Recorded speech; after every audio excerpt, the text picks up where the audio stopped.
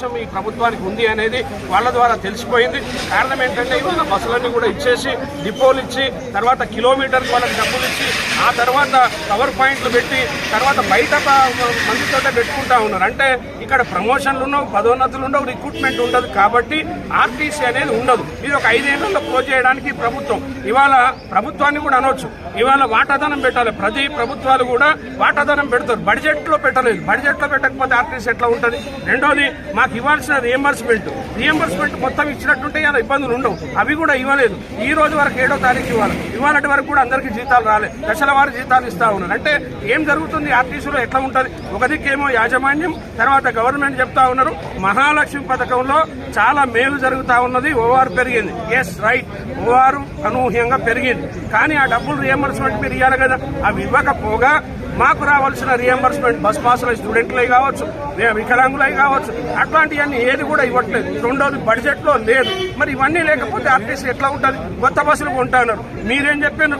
మీరు అధికారంలోకి వచ్చేప్పుడు ఒక మాట మాట్లాడారు, వచ్చిన తర్వాత ఇలా మాట మార్చారు. అంటే ఆ రోజు ఏం చెప్పాను? మేము కేసీఆర్ గారు ఇవ్వలేదు కాబట్టి మేము అపాయింటెడ్ ఇస్తాము, ఆర్టీసీని ప్రభుత్వంలో విలీనం చేస్తాం. ఎందుకు చేయలేదు? ఇప్పుడు 1.5 సంవత్సరం అయిపోయింది.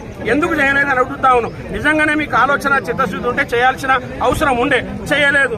పీఆర్సీలు ఇస్తాన్నారు, బాకీలు ఇస్తాన్నారు, లేదు. సంక్షేమ పథకాల పైసలన్నీ కూడా మేనేజ్మెంట్ తిన్నది. వాళ్ళని అడిగి మాకు ఇప్పించే పరిస్థితిలో మీరు లేరు. ఇలా వేల కోట్ల రూపాయలు ఆర్టీసీ ఉద్యోగులు వాడుతా ఉన్నారు. అవి లేవు. రెండోది రిటైర్డ్ అయిన వాళ్ళకి డబ్బులు ఇచ్చే పరిస్థితి లేదు.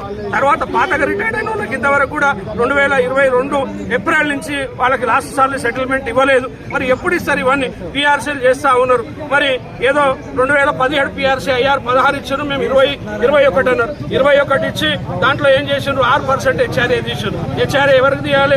గవర్నమెంట్ లో ఎక్కువ ఉంది కాబట్టి వాళ్ళకి 30% ఇచ్చారు కాబట్టి 6% తీసిండ్రు. న్యాయం ఉంది.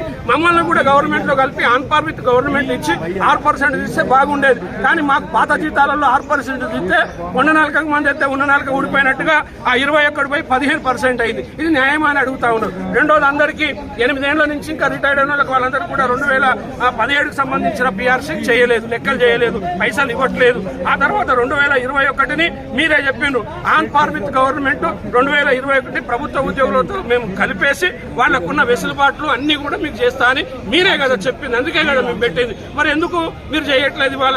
ఆ తర్వాత యూనియన్లు ఇస్తారు. ఇంత పెద్ద సంస్థలో యూనియన్లు ఇవ్వాల్సిన పరిస్థితి లేదా?